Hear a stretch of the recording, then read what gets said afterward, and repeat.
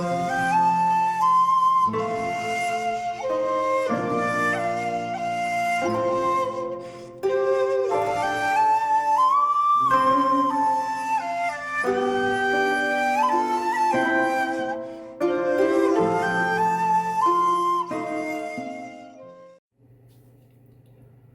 there, this is Solitary Ronin from Solitary Ronin Films, and welcome to another episode of the Global Director Challenge.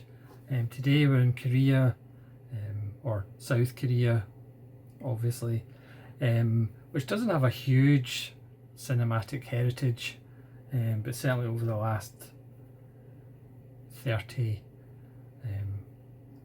odd years they've exploded. And along with Japan, continue to do great work. If you're not familiar with this Global Director Challenge, this is just an excuse to talk about some directors and to also help me rank my all-time favourite 20 through scientific means. So I'm going to go through my 10 favourite Korean directors, even though 10 to 7 is not necessarily favourite, but directors that I've seen 2 or 3 films of, and then the top 5 go through to the next level, where they will face another country or region of the world, and then out of that 10 I'll do a top 5, and then they'll go to perhaps the next level. By all means, please leave your comments below your favourite 10 or favourite 2 or favourite 47 Korean directors. There's actually a couple of directors that I only have on disc, so I won't actually be showing them off, because one prefers to hold up a bit of cardboard to give you something to look at that's other than myself. I mean, if you want to find out more about these directors, I suggest you go to a proper YouTube channel like A Touch of Film, or the Asian Enthusiast, and they'll be able to pronounce the names properly and tell you a bit more about the films. So at number 10, I'm going to start with Ryu Seung-wan. He directed Veteran, which is a film I did a random review of a while ago, which is a lot of fun. He also did Escape from Mogadishu, which I believe has a relatively recent Plain Archive release, and he also did The Smugglers in 2023, and I, the Executioner, which I still need to catch up with, but Veteran is a lot of fun. Now obviously Korea seems to have lots of crime films with kind of loose cannon cops, as is the case with Veteran, and slimy villains, as in the case with Veteran, and a lot of them are kind of interchangeable, but there are some exceptions that are rather good, and Veteran is certainly one of those ones that's very good. Next is one of the ones I don't have the discs handy, but it's Yoon Sang-ho, who is more famous for doing The Train to Busan, which is a wonderful zombie film, one of the top tier zombie films, even though there is like 4,000 zombie films out there. And the third film in the series, Peninsula, because the second film was an animated film, and he has also done a Parasite film, not in the Bong Joon-ho sense, but in the aliens taking over people sense. I have the first 2, but I haven't actually seen that one.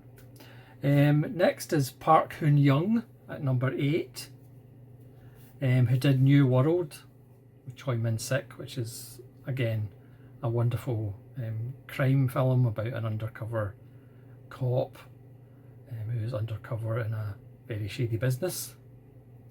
That's wonderful. And he also did the Witch films, which I haven't seen yet. He also did The Child, which I have seen, which again is quite wonderful. So I'd highly recommend New World and The Child with an E at the end. Next is Na Hong Yin, who did Yellow Sea, which is really bleak and brutal with a fairly unlikable lead character, but it's still engrossing. And probably his most famous film is The Chaser. This is an Umbrella Collector's edition of The Chaser, about an ex-cop who's now a pimp, and a serial killer. Again, the Koreans seem to be obsessed with serial killer films, but some of them are rather wonderful. And Yellow Sea, if you're in the mood, is a wonderful film as well, but it is, as I said, it's pretty bleak. It does have a wonderful ending that you might blink and miss it, but it's absolutely wonderful. Now this is this is where the fun starts at number 6. This is a director that probably for most people would be higher, but as usual I'm a little bit strange. So this is Park Chan-wook at number 6, which means he doesn't make the cut to go into the next round, to ascend to the next level. This is Decision to Leave, which is wonderful, quite beautiful. And of course my favourite is JSA, which I recently got the 4K from Umbrella. Yeah, JSA is absolutely wonderful again, containing 2 out of the big 3 actors. Again, Park Chan-wook's films are wonderful. Even Stoker, the one he did in Hollywood, is good. It's not as good as his Korean films, obviously, but in a stunning state of affairs, Park Chan-wook does not make the top 5. But at 5, it's a filmmaker that's definitely not for everybody.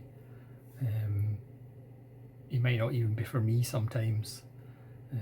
I do have quite a lot of his films, but that's still probably less than half. It's Hong Sang-soo. For example, this is Walk Up. His films are usually fairly quiet, with limited characters, repeated scenarios, conversations. It could almost be like French New Wave if he was French and this was the 60s, but without the kind of showy film techniques of the French New Wave, or some of them. Some of his films resonate with me more than others. This is The Woman Who Ran. In general, his films are fairly short, which I suppose is good if you're not really into it. This is his muse, who he had an affair with while he was married, and is now, I think he's now married to her, who I have forgotten her name. Min, I'm not even going to make up her name, that would be offensive to everybody. Some of his films are absolutely wonderful. A couple of his films again don't really vibe with me. This is the first one that I saw, Right Now Wrong Then, on Plain Archive, which is a wonderful little playful film about 2 people, and we see they're meeting twice, just with little differences between the 2 kind of meetings and how the relationship's different, because it's right now, wrong then. Yeah, not for everybody, but quite wonderful. Another director who's not quite for everybody, at number 4, and again this is somebody that there's a couple of Korean directors here that the Vulgarian Troglodyte kind of brought to my attention. So at number 4 is Kim Ki-duk. It's probably his most famous film is Spring, Summer, Autumn, Winter and Spring. Again, this is an Umbrella slipcover edition. I'm kind of kicking myself that I didn't pre-order the collector's edition, but there you go.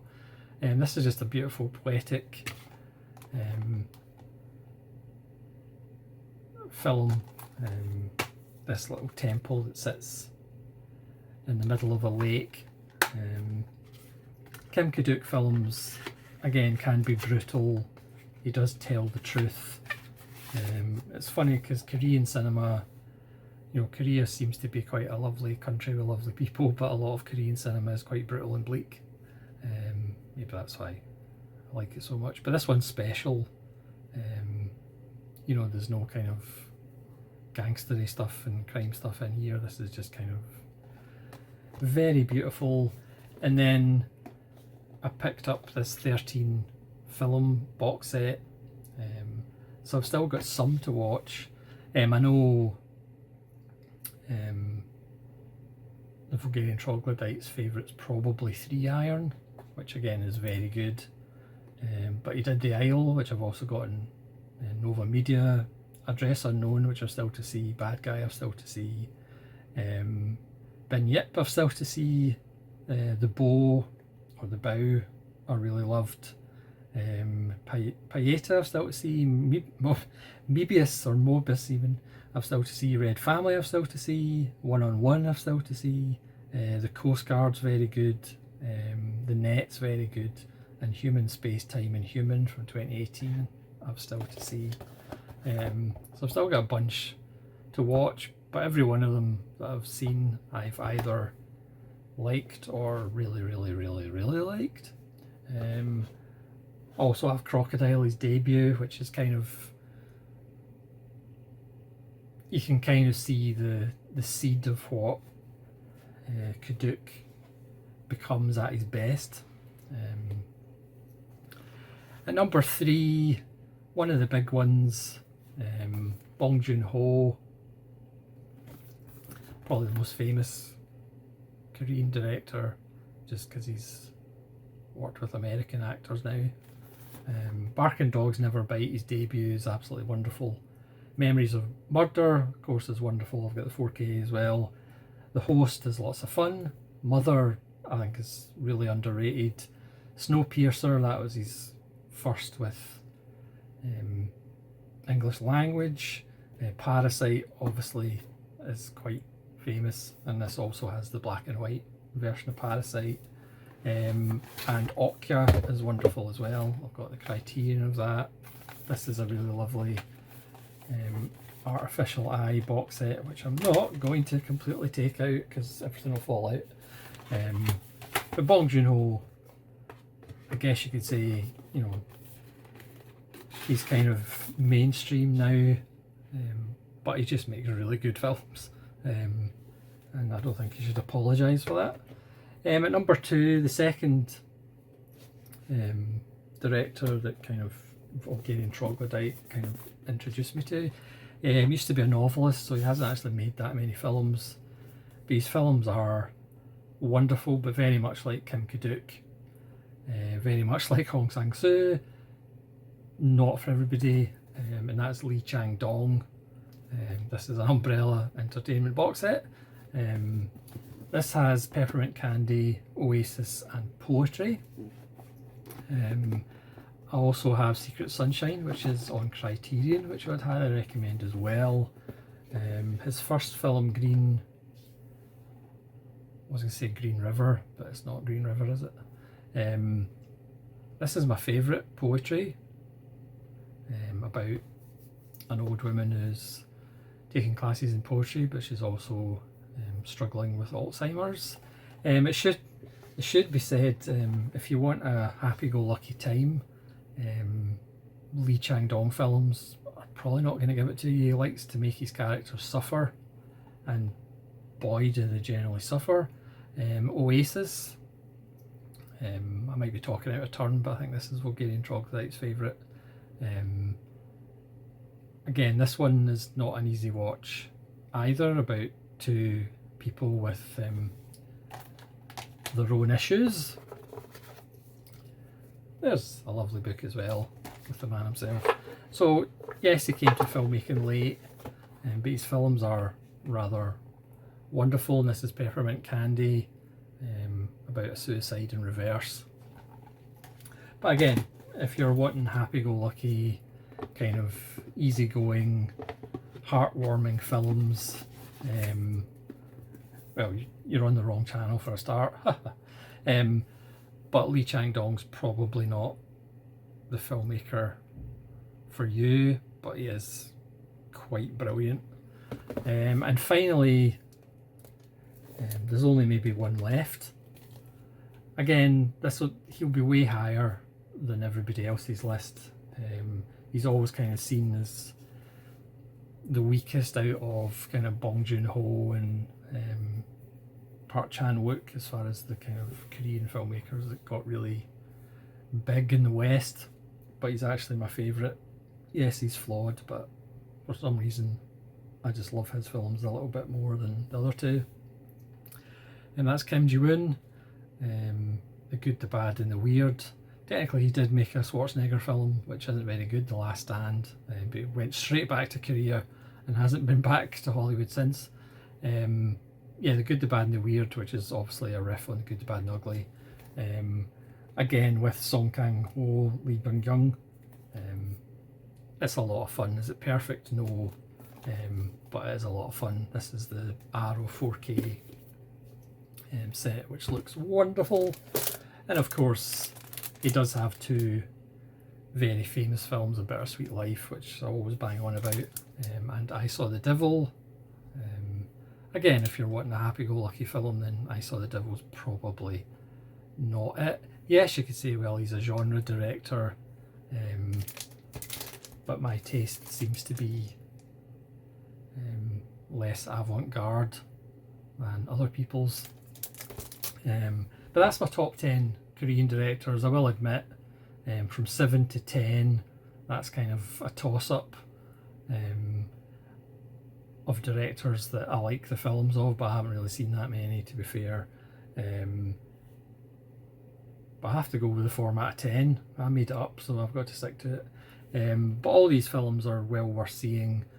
But again, as I said, the Korean people seem to be lovely, but a lot of their filmmakers make films that aren't so lovely. But that's why I certainly love them. So going through to the next round is Hong Sang-soo, Kim Ki-duk, Bong Joon-ho, Lee Chang-dong and Kim Ji-woon. So please let me know in the comments your top 5, 3 or 47 Korean directors, because your comments keep me going through this tough time of being alive on planet Universe. So thanks very much for watching. Next week we're gonna go away from Asia for a little second, and I'm going to talk about my top 10 or my favourite 10 Scandinavian / Russian directors.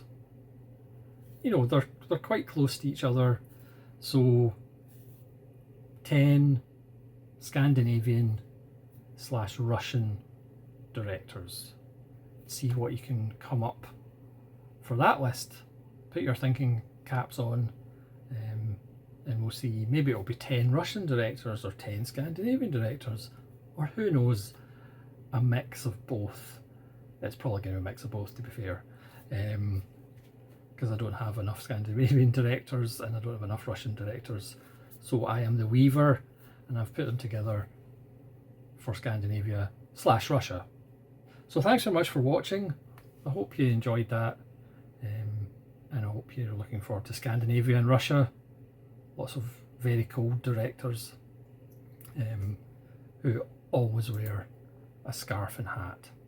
So thanks so much for watching. This is Saoirse Ronan from Saoirse Ronan Films, saying farewell